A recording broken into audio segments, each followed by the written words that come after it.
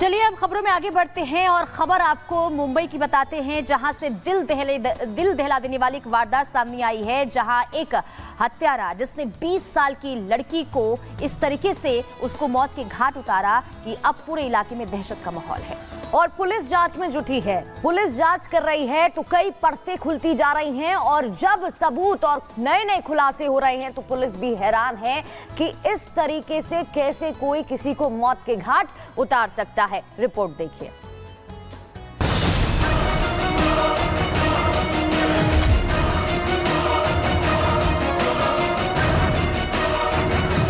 तस्वीर में नजर आ रही ये लड़की अब तस्वीरों में ही सिमट गई है। इसके परिजनों के पास अब इसकी यादों के सिवा कुछ नहीं बचा है। इस लड़की का नाम यश्री शिंदे है। 25 जुलाई से गुमशुदा यश्री की तलाश उसकी लाश मिलने पर खत्म हुई, लेकिन कई सवालों के जवाब मिलने अभी बाकी हैं। 3 दिन से गायब यश्री के परिजनों ने शिकायत दर्ज कराई।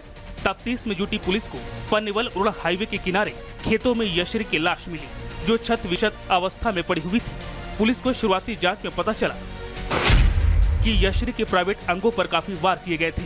उसके हाथ पैर भी तोड़ दिए गए थे। यश्री के पीठ और पेट पर धारदार हथियार से कई वार किए गए थे। उसकी छाती पर भी चोट के कई निशान हैं। चेहरे को पत्थर से कुचल दिया गया था ताकि शव की शिनाख्त न की जा सके। यश्री के साथ इतनी क्रूरता की गई थी कि चेहरा पहचान में नहीं आ रहा था। जिस हालत में शव था उसे देखकर किसी की भी रूह कांप जाती। यश्री के कपड़े भी फटे हुए थे। इस बीच पुलिस की जांच और पोस्टमार्टम रिपोर्ट में जो खुलासे हुए वो हैरान कर देने वाले हैं। भाई फोन आया था कि उड़न रेलवे स्टेशन के सामने एक झाड़ी में एक लड़की की डेड बॉडी पड़ी है। उसके बाद हम लोगों ने वहाँ पे पहुँचते ही तहकीकात करने के बाद ये पता चला लड़की यशस्वी शिंदे नाम की उड़न की रहने वाली थी। वो बेलापुर में कुछ कंपनी में काम करती थी। किसी ने स्टैबिंग करके वो वहाँ पे उसका डेथ हुआ था। उसके सिलसिले में हम लोगों ने BNS 103 के तहत गुनाह दाखिल किया है और आगे का तपास कर रहे हैं। पुलिस इस घिनौनी वारदात के लिए दाऊद शेख नाम के आरोपी को जिम्मेदार ठहरा रही है, जो वारदात के बाद से ही फरार है। अब हम आपको दाऊद शेख की क्राइम कुंडली बता रहे हैं, जिसके तार 6 साल पुरानी घटना से जुड़े हैं। साल 2019 में यश्री के पिता ने दाऊद शेख के खिलाफ FIR दर्ज कराई थी। दरअसल दाऊद शेख नाबालिग यश्री के साथ गलत हरकत कर रहा था। पुलिस ने इस शिकायत पर पॉक्सो एक्ट के तहत मामला दर्ज किया था और उसे गिरफ्तार कर जेल भी भेजा गया था। बताया जा रहा है कि जेल से छूटने के बाद दाऊद शेख कर्नाटक चला गया था, लेकिन वहां से भी उसने यश्री शिंदे से संपर्क जारी रखा। दोनों एक दूसरे से फोन पर बातें भी करते थे। पुलिस को शक है कि कर्नाटक से उरण आकर दाऊद शेख ने यश्री को मिलने के लिए बुलाया और फिर उरण इलाके में इस पूरी वारदात को अंजाम दिया। घटना के वक्त पुलिस को दाऊद शेख की लोकेशन उरण में मिली थी। फिलहाल पुलिस ने दाऊद शेख की तलाश के लिए एक टीम कर्नाटक भेजी है। यश्री के कातिल की पुलिस तलाश कर रही है, तो इधर इस घटना को लेकर लोगों में भारी आक्रोश है।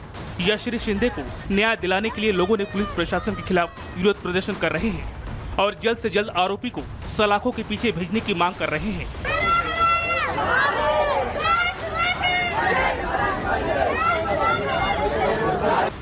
बताया जा रहा है कि दाऊद का फोन उसी दिन से बंद था जिस दिन यश्री गायब हुई थी। दाऊद शेख की गिरफ्तारी के बाद ही यश्री हत्याकांड की इनसाइड स्टोरी सामने आ पाएगी कि क्या 2018 के बदले के लिए दाऊद शेख ने लव जिहाद की सीढ़ी चढ़कर इस वारदात को अंजाम दिया।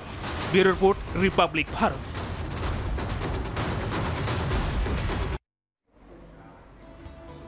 तो हैवानियत की सारी हदें पार कर दी गई है, लेकिन हत्यारा अभी भी फरार है। सत्य प्रकाश हमारे संवाददाता लाइव जुड़ चुके हैं।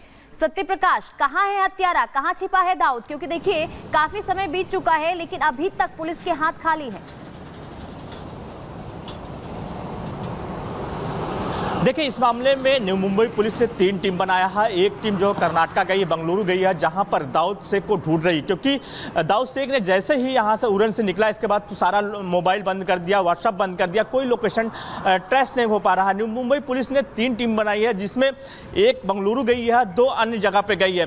पुलिस का कहना है कि इस मामले को लेकर हम अलग अलग एंगल से जाँच कर रहे हैं। जिस तरह से दाऊद पहुँचा था यहाँ पे, दाऊद शेख और यश्री से मुलाकात किया, साथ ही जो स्टेशन के आसपास का जो सीसीटीवी है उसके भी लिया है। लगातार न्यू मुंबई पुलिस तलाश जारी है। फिलहाल 3 दिन हो चुके हैं, लेकिन अभी तक जो मेन आरोपी है दाऊद शेख, उसका कुछ पता नहीं चल पाया है। जी बिल्कुल, और क्या कुछ सबूत अब तक हाथ लगे हैं? क्योंकि खबर ये भी है कि जब पुलिस जानकारी जुटाने में जुटी हुई है तो कई हैरान करने वाले खुलासे हो रहे हैं जो पुलिस ने बिल्कुल सोचा भी नहीं था।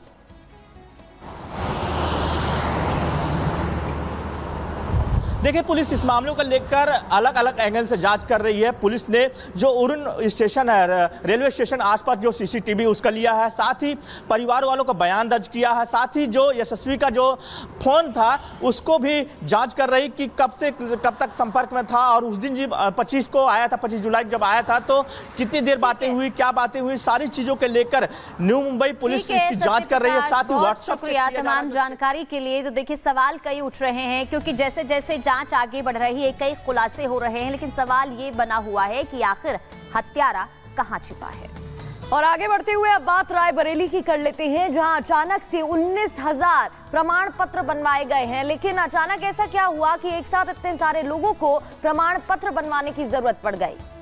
बिल्कुल, और देखिए सवाल ये भी उठ रहे हैं कि क्या अब जो उत्तर प्रदेश का रायबरेली है वो रोहिंग्या का रूट बन गया है? पूरी खबर रिपोर्ट के जरिए दिखाते हैं।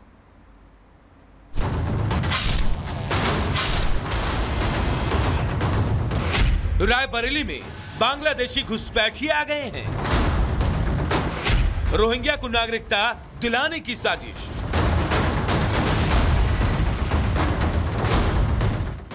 क्या उत्तर प्रदेश में रोहिंग्या की घुसपैठ गांवों की ओर हो रही है? क्या यूपी में रोहिंग्या को नागरिकता दिलाने वाले गैंग एक्टिव हैं? यह सवाल इसलिए क्योंकि यूपी के रायबरेली में एक ऐसा काम हुआ है जो राष्ट्रीय सुरक्षा पर बड़ा खतरा है। रायबरेली के सलोन तहसील में पिछले कुछ वक्त से नकली जन्म प्रमाण पत्र बनाने का खेल चल रहा है, जिसका खुलासा होने के बाद यूपी एटीएस ने इस मामले की छानबीन शुरू कर दी है। थाना सलोन में एडीओ पंचायत की तहरीर पर गंभीर धाराओं पर मुकदमा दर्ज किया गया है। इसमें 318, 319, 338, 337, 340 भारतीय न्याय संहिता के धाराओं के अंतर्गत मुकदमा पंजीकृत किया गया है। 4 व्यक्तियों के विरुद्ध मुकदमा पंजीकृत किया गया है और आगे की विवेचनात्मक कार्रवाई है वो की जा रही है। जांच के बाद इस फर्जीवाड़े केस के पीछे 3 चेहरे नजर आए। पहला ग्राम विकास अधिकारी विजय सिंह यादव और दूसरा जन सेवा केंद्र चलाने वाला जिशान खान और तीसरा विजय सिंह और जिशान खान का सहयोगी। आरोपी जिशान खान ग्राम विकास अधिकारी विजय सिंह यादव और उनका सहयोगी जेल में बंद है। इन्होंने नकली प्रमाण बार यहाँ से हम एस्पिरेंट्स कंप्लेन करते हैं, लोकलाइट्स कंप्लेन करते हैं, but there is no action taken by the whole system, not just one department or one political party. So instead of making this a political issue, we are just focusing on reaching to solution and providing justice to the deceased. छात्रों की मांग अब आगे we have demanded 10 demands. Like yesterday we have given to the DCP, and we think like by 12 hours we think the demands will be fulfilled. Otherwise we will continue the protest. कल हमने देखा यहाँ पर जब आप लोग protest कर रहे थे तो पुलिस भी पहुंची, काफ़ी धक्का मुक्की हुई, कुछ छात्रों को चोट भी आई।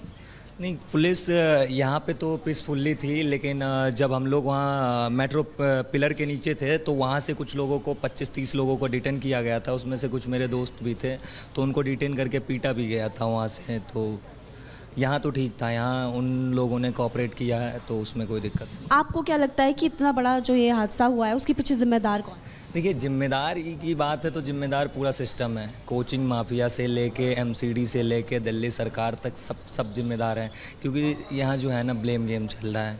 एक सरकार दूसरे सरकारों को आरोप लगा रही है, आप बीजेपी आप सेंट्रल गवर्नमेंट इसको आप ब्लेम कर रही है कि आपने ड्रेनेज साफ नहीं करवाया, इसके वजह से ये हो गया। तो उन पे ब्लेम कर रहे हैं कि नहीं आपकी ये इशू थी, तो बस इस वजह से चल रही है, ब्लेम गेम चल रहा है। आपको नहीं लगता कि वाटर लॉगिंग की समस्या बहुत ज़्यादा है? हर बार मतलब जो भी सरकार आती है वादा करती है कि इस बार ये समस्या नहीं होगी, लेकिन पहली बारिश में हम देखते हैं कि हर बार इस तरह की समस्या लोगों के सामने होती है और दिल्ली के लोग परेशान हैं। जी, स्पेशली दिल्ली के केस में ही और दूसरे बहुत सारे स्टेट्स में भी वाटर लॉगिंग की समस्या बहुत बड़ी है। जो भी political party prior to the election के पहले ये कमिटमेंट देती है, अनाउंसमेंट देती है कि ये सारी चीज़ें कराए जाएंगे। इसके लिए अब पीपल्स भी अपनी आवाज़ को रेस करें, वो भी अब डिमांड करते हैं इन सारी चीज़ों को, उनकी भी एक रिस्पॉन्सिबिलिटी बनती है। अगर पॉलिटिशियंस जैसा कि अब यहाँ पर भी बीजेपी के एमपीज़ भी यहाँ पे आए थे, वो लेकिन इस प्रोटेस्ट की जगह पे नहीं आए। प्रोटेस्ट के दूर वाले जगह पे जाके उन्होंने एक दूसरे आम आदमी पार्टी को ब्लेम कर दिया और ये उनको ब्लेम करने लग गए। ये हम नहीं चाहते, सिस्टम पूरा बेकार है, तो सिस्टम को सुधारने की ज़रूरत है और यहाँ पे हमको इस चीज़ का डिमांड चाहिए और रिजोल्यूशन चाहिए। ये लगातार